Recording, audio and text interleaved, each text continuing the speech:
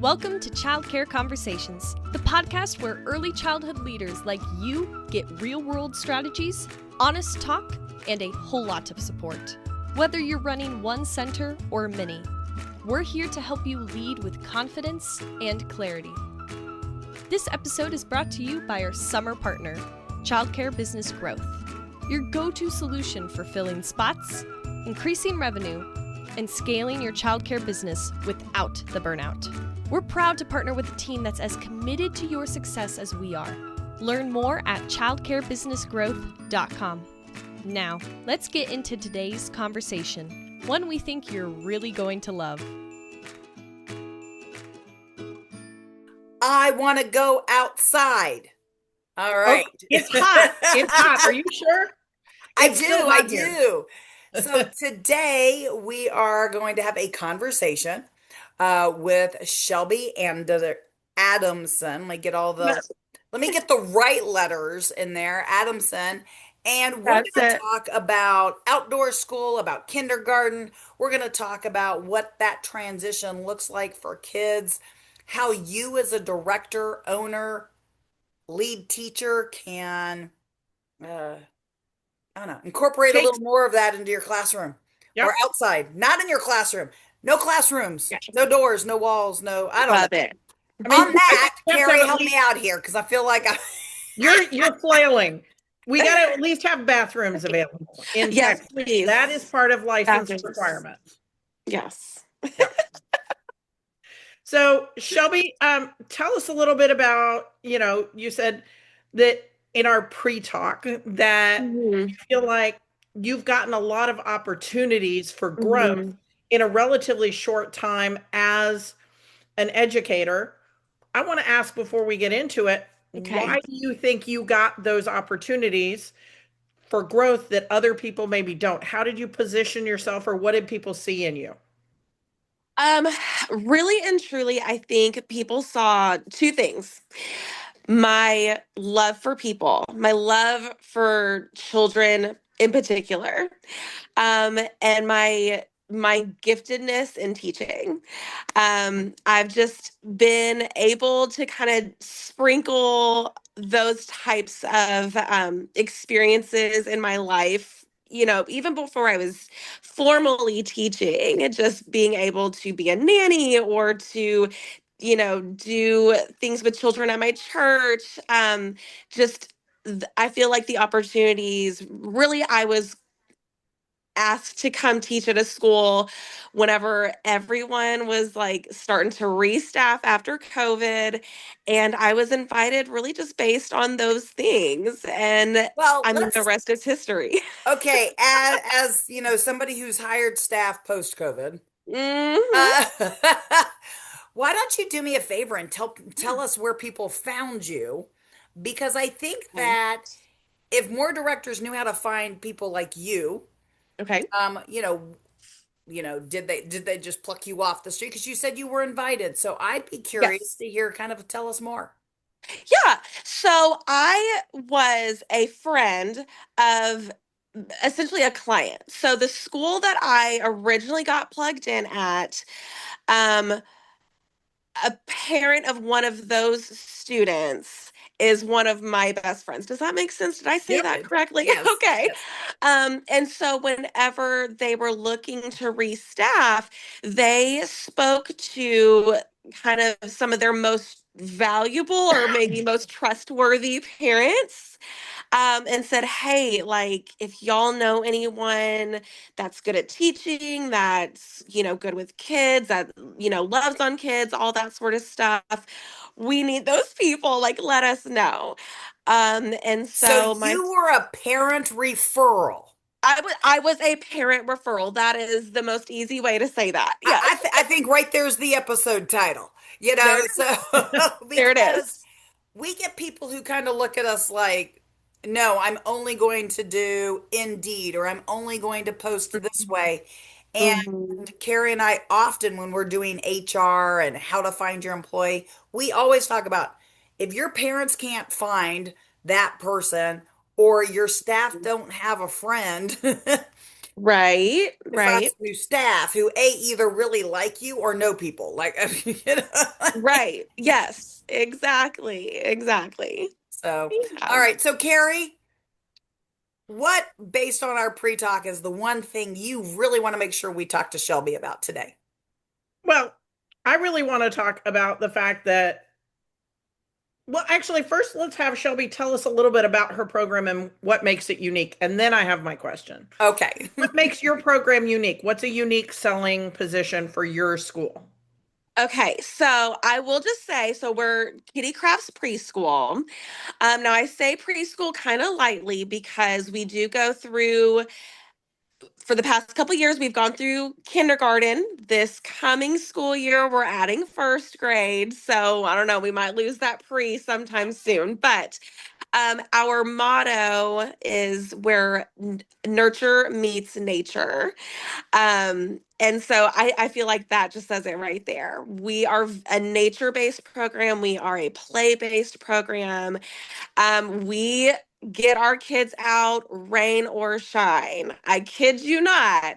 And we let those kids play. And we learn, we let them learn by playing, by getting muddy, by getting their hands on just everything that they can find, by getting messy, by making mistakes, just like Miss Frizzle says, that is our philosophy of learning. And yes, particularly in kindergarten and then, of course, in first grade, we have some solid academics because we want our students to be able to leave us and be successful. But we just have, I mean, we really, I think that we've really looked at what Europe does with how they view early childhood development and education. And they have noticed that they don't need to push their kids to learn so much academics so early on. They actually test better than our students do here in America by just letting them play longer. And so we're just so blessed with a director that um, has just really educated herself on all of that. And so we take her lead. Um, so yeah, we play. We play and we make messes. And if it's the only time that we don't go outside is if there's thunder and lightning. But you better believe if it's raining or if it's cold, we're still going out. Put on your gloves, put on your rain suit. We're going out. We're going to learn something today. It sounds very much like the Finnish philosophy, like it needs to be play punctuated by a little bit of work instead of work punctuated by a little bit of play. That's it. That's it. Absolutely. And No, even a no, lot of no, go no ahead. bad weather, just poor clothing choices. 100%. 100%. Absolutely. Okay, so I just have to ask. So, as you know, we often hear folks talk about the struggle to get parents to remember extra clothing or coats or shoes or whatever. What's your secret? Because I'm feeling like y'all need to have like 47 sets of different types of clothes per child. I mean, is this just because your parents have bought into this from the get-go, do you think? Okay. Yes, 100%. We make it abundantly clear.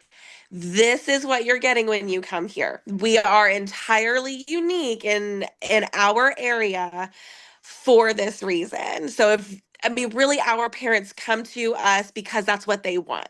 So they know, okay, we got to supply all the clothing needs, and we do of course give an abundance of reminders, but I mean it is a requirement to have a change of clothes, obviously, but even like we require once it gets to, well, even I think the first day of school they have to have a rain suit, like full, like top to bottom, like head to ankle, wrists, like rain suit and rain boots. Like those are absolute requirements from day one.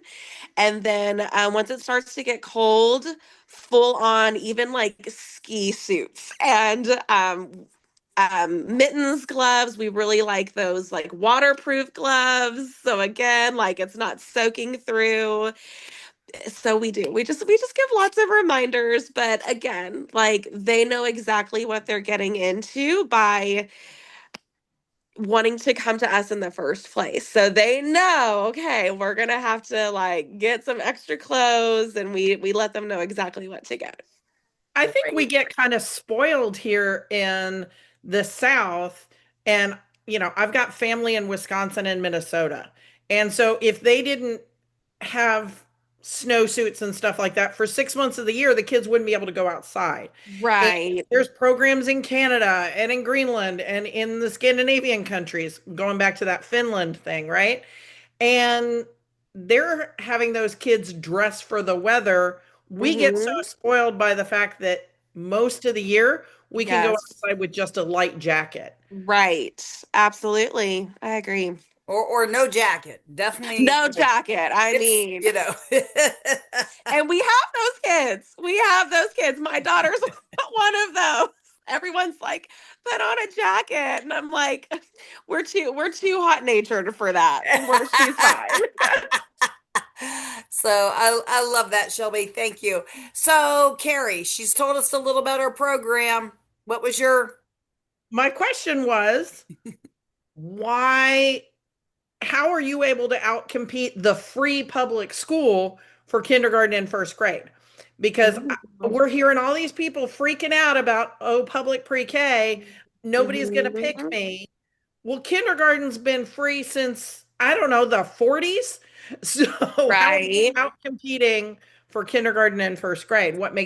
How are you guys doing it when everybody Oh else my says it can't be gosh. done? Oh my gosh. That is such a good question. Yes. I mean, I think that it really does it just goes back to allowing kids to be kids and really educating the parents. And that, I mean, really, that's the hardest thing, right? I mean, I think we spend like most of our time throughout the year just educating parents on, this, that, or the other. And that, I mean, that's fine. That's a good thing. But I think it really does come down to educating the parents because they don't know what they don't know. We don't know what we don't know, right? And so it took like looking at what everyone else is doing across the world, what's working for everyone else, and what are we doing differently that's not measuring up.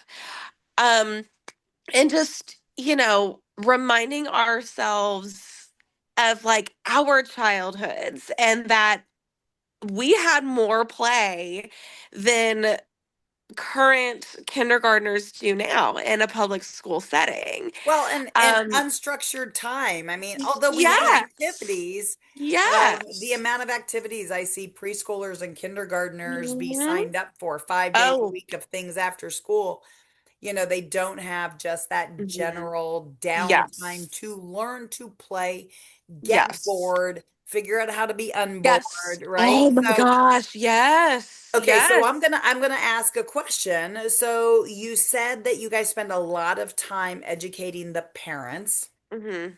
What about before the parents become your parents? What are you guys Hmm. doing in the community to educate the community on basically why your program is at least something to consider? Because it's not going to be a fit for every family and every kid, but no program ever is, right? Right. Absolutely. And I love that you asked that. We do once a month, at least during the school year, once a month community programs. So we will do a trunk or treat during like Halloween time. We will do Okay, wait. gosh, So is yes. that trunk or treat then open to everybody? It's not just your family and your schools? It is open to everybody. Now we do partner with like a Highland or a Lake Highlands I don't know. We partner with some other community something or other around here. I can't quite remember what they're called. But it's some kind of like parent teacher something or other. Again, so they Another do. partner organization. Yes, yes. So we partner with them, and so it is for the whole community. Now, some of our events are just for our students and their parents, but we hold a lot outside so that the people around us can see, like, oh, hey, what are they doing over there? And so it kind of again gives this visual of like, we do a lot of fun stuff around here. We do a lot outside around here. We do a lot of things that you're not going to see any other school doing. And so that kind of gets our attention or gets their attention on us, gets them going to our website, gets them coming in for tours, and then it kind of opens up that conversation. I feel like your director must have gone to our class because this is all stuff we talk about. Like this is so we were meant to have this conversation because this is very much our take on how you should be a member of your community. Yay, Invite I the love. community in and do cool stuff. Yes. Because it's a reflection of what we do with our kids. I mean, don't you want your kids to be having this much fun in school? I mean, like, they're just not going to get that at public school. They're just not. I Well, mean, and just what's so exciting is I'm sitting here listening to you and I am watching you smile and glow and be so excited. And I'm thinking, how many teachers do Carrie and I meet in an average 6 month period that have your level of excitement and passion? And I will tell you, not very many. Not even the ones that are new. Like, I mean, like you said, you've not oh yeah. been doing this job for Hmm. decades, but Hmm. still you're coming at it with a passion and you Love actually it. absolutely love what you do. And I just want to say that I think one thing that people have spotted in you is that you're a leader without waiting for somebody to say, hey, I need you to pull a leadership role, right? You've put yourself in the position and you've said yes.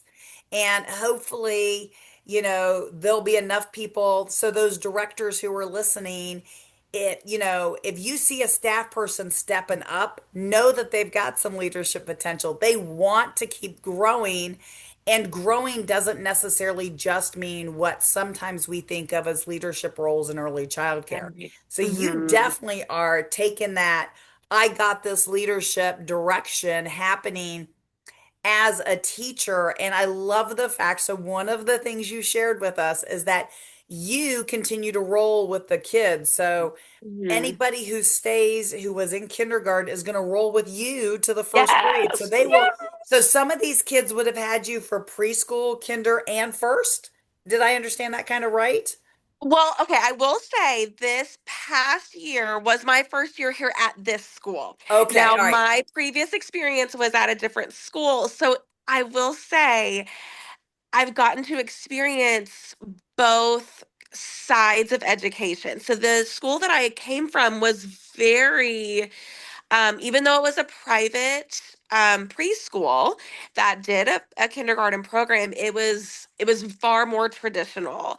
Whenever we did kindergarten, it was straight up worksheets, report cards, all of that. So coming and having a year, yeah. Sorry, I'm not sure if that cringe came through. I just like the shivers came all the way up my Are, body. are you okay? Do you need a moment? I think so. I think I'm good though. So, I mean, and that's why I say, like, we don't know what we don't know. Because I learned so much this year, getting a whole new perspective on early childhood education. And I'm just completely sold out on it. And so, even though my the first graders that I'm getting, I won't have had them for, more than 1 year, but I am getting some repeat students, and that's so exciting to me that I get to continue on this journey with them, because that's one of my favorite things about teaching.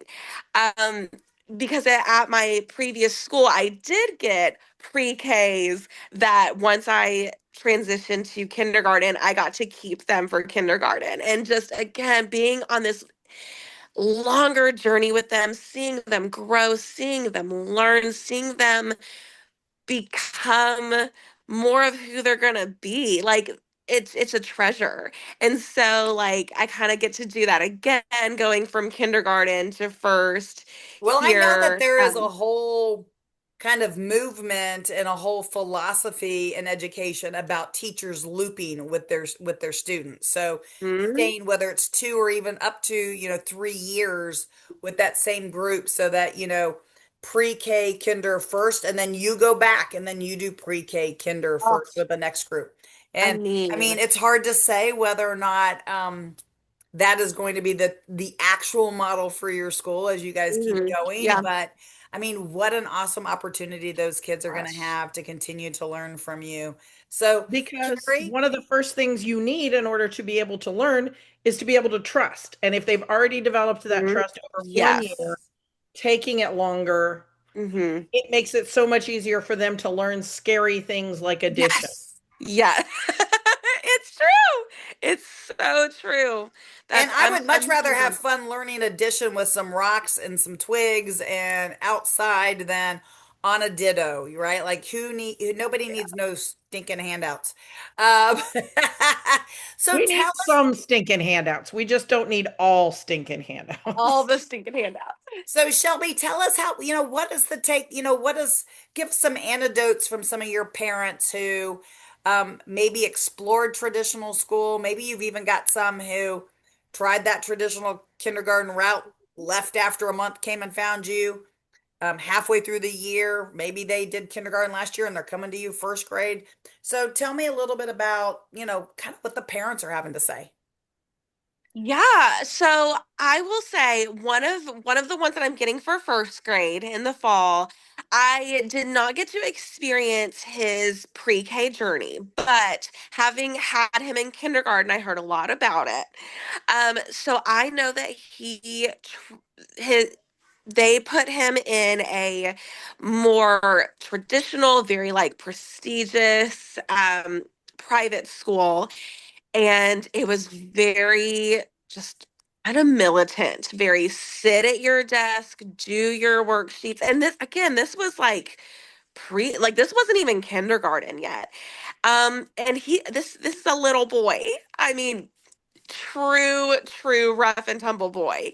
He wants to get up. He wants to play. He does not want to sit and look at some stinking piece of paper.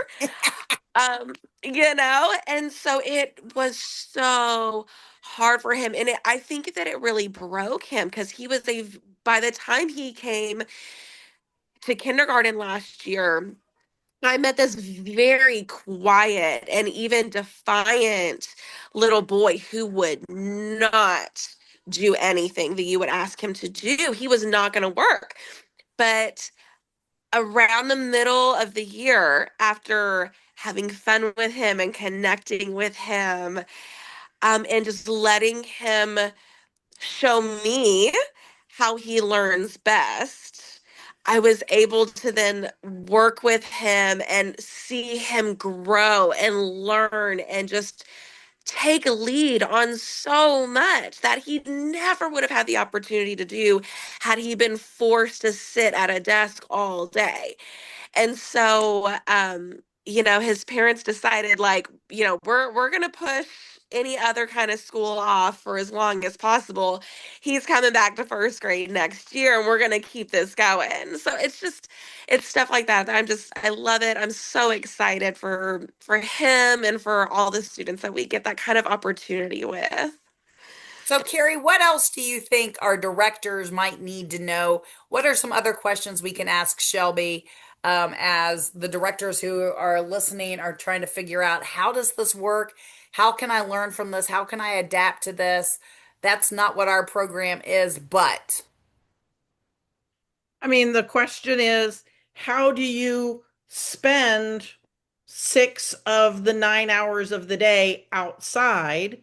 I think that's one of the questions people probably have. And then the other one is, how exactly are you teaching phonics with sticks? Okay. So we don't spend that much time outside. We do spend, I would say, on a fair weather day, we will spend a couple of hours outside. And so we will, call them up individually. And so it takes a lot of planning, I will say, a lot of, creativity, a lot of, finding out other creative people's stuff on Pinterest. There are ways to learn, but um, plan just fun activities to do with them at a table, at a picnic bench, where they don't realize necessarily that they're learning anything. They just think that they're playing a game and they're outside doing it. So anything is fun and it's play and it's a game if it's outside. And so we just, again, we call them up individually or a couple at a time, and we work with them on a smaller scale. So again, we're not trying to teach this huge class where half of them aren't paying attention anyways. They're getting that one-on-one individual time.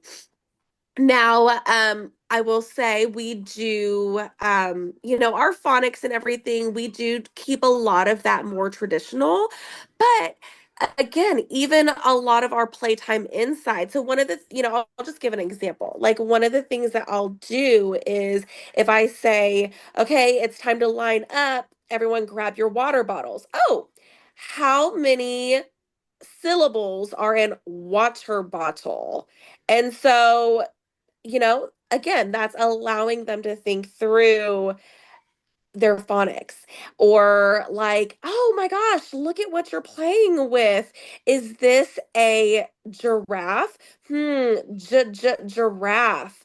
Ooh, what do you think giraffe starts with? Is it a J or a soft G? Stuff like that. So it's about just joining into what they're already doing. It's not about, okay, everyone stop what you're doing and come do what I'm telling you to do. Though we have those times. We do. We really, really do. Because again, the goal is for them to be successful when they leave us. But it's just about being creative and inviting yourself into their play and making those teachable moments out of what they're already doing. Love that. Well, I also love, Shelby, just to hear that it's not an hour and that it's hours, right? And so, Yes. Hmm. regardless of what state you're in, what country you're in, look to see if you can't just add over the Right. course of the next, like, I'm going to challenge everybody who's listening. As you are working through your 2025, 2026 school year, I am asking you to add another 30 minutes of Yeah. outdoor time Yeah. to your to every classroom. And Hmm. whether or not you encourage the teachers, like you give them we're going to start doing all of our science outside because that's a pretty easy one when Yeah. you're doing pre-K to first or second grade. They can do almost every science they're ever going to need in those age groups Yeah. outside. So Hmm. what a great opportunity. And I love that you brought up that you do that research on Pinterest and teachers Oh pay my gosh. teachers Yeah. and just I mean there's all kinds of wonderful resources. You don't need to pay for an expensive curriculum. Hmm. Yeah. I have a kiddo who went to an outdoor school that was just on Fridays. Oh, look at that. And, There you go. so there's an opportunity Hmm. for, again, folks listening. If you notice that you have a day of the week where maybe you've got a smaller group of students, this might be an opportunity, especially if you have one teacher that kind of loves this idea, like they heard this episode and they're like, ooh, I want us to do that.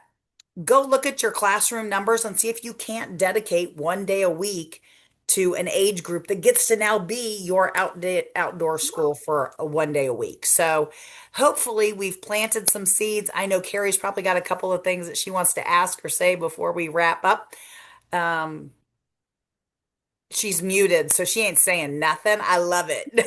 Sorry, I've got a sore throat. So, I mean, I want to Same. say Oh, kudos to you, Shelby, and to thank your you. school for finding a way to meet the kids where they are and being like, we're not going to be right for everybody, Yeah. but we're right for these kids, and standing proud and standing clearly in the we're serving these children, not all children. I Yeah. think that is one of those hard things for business owners and business leaders to do, is be like, I don't want every customer. Yeah. Yeah. Absolutely. Absolutely. Well, Carrie, what do we need to tell everybody? We need to tell them to come back and listen to us next time. If you haven't already subscribed or followed, depending on which podcast player you are using, please go ahead and do that. We're on Spotify, we're on Apple, we're on YouTube, we're on all of the big podcast players. I think there's like 20 that we're on. So you can find us. We're now coming to you twice a week because we had so many wonderful people like Shelby who we want to talk to. When it was just Kate and I, you guys don't need just Kate and I more than once a week. We had so many people that we wanted to have conversations with that we've increased it. Well, you know what else? To be a guest, how do they become a guest, Kate? Well, actually, I was going to say part of the reason we also get to do twice a week is that we've got some great sponsors. So, childcarebusinessgrowth.com is this quarter's sponsor, and we are so lucky to have them supporting us. And we've got a new sponsor coming in next quarter. So, tune in next week, and you'll get to hear more about our other program supporters and how much we just want to be there for you. But you can be a guest at www.childcareconversations.com. And Shelby, was it very scary to fill out an application? Oh my gosh, not at all. The easiest thing, y'all. And you were worried. Was it a hard conversation? Were we scary? No. Oh my gosh, y'all made this so easy and so fun. So fun and pleasant. I loved every minute. Well, thank you for that testimonial. And no, we did not pay her for that. So anyway, y'all. If you need help building the enrollment in your program, please reach out to Childcare Business Growth. They do amazing things, and they have programs starting at $200 a month. So you can definitely find a way to get some support from Childcare Business Growth. And see us in our next episode, or listen to us, depending on how you find us. Thanks for tuning in. We love bringing you real talk and fresh insight from the world of early childhood education. Be sure to follow us on social media to stay connected and catch all of the latest episodes. And if you're planning a conference, training, or special event, Kate and Carrie would love to speak to your audience. You can learn more about their keynote sessions and workshops at kateandcarrie.com. If you learned something today, share the show and leave us a review below. We'll see you next time on Childcare Conversations.